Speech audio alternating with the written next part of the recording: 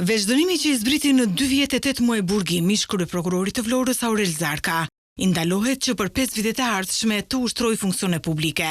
Një treshe gjyqtarësh antikorrupsion në Tiranë, gjithë në fajtori ish funksionarin e drejtësisë, një magjistrat karriere deri ditën kur SPAK zbuloi se kryeprokurori duke përdorur aplikacionin SkyECC kishte ushtruar ndikim të palishëm për mbylljen e hetimeve. Gjykata urdhëroi që pjesën e mbetur të dënimit Aurel Zarka ta vuajë në një burg të sigurisë së zakonshme.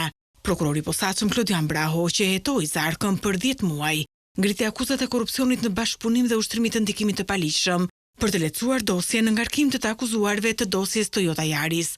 Si persona të bashklidhur me ish funksionarin dhe që konsiderohen se influencuan të kolegët për dosjen Toyota Yaris, janë identifikuar edhe avokati Radovan Çela dhe një oficere e policisë gjyqësore e cila është në kërkim.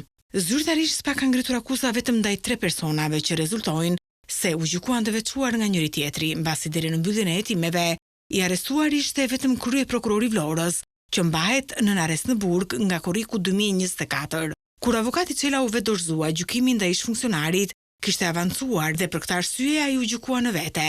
Edhe për avokatin Radovan Çela, prokurori i posaçëm ka kërkuar gjykimin e shkurtuar dhe dënimin me 4 vite burgim, ndërsa gjatë ditës ai kërkoi pavajsi duke insistuar se nuk kishte përdorur ndonjëherë SkyECC.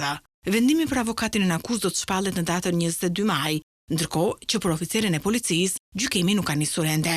Toyota Yaris për SPAK nuk është një histori e mbyllur, mbasi ka njoftuar se vazhdon ende hetimet, mbasi dorëzoi 3 akuzuar në gjykatën antikorrupsion dhe po proceson dhe po gjen prova për të dyshuar të tjerë, emrat e të cilëve shfaqen në bisedat e kryera përmes aplikacionit SkyECC.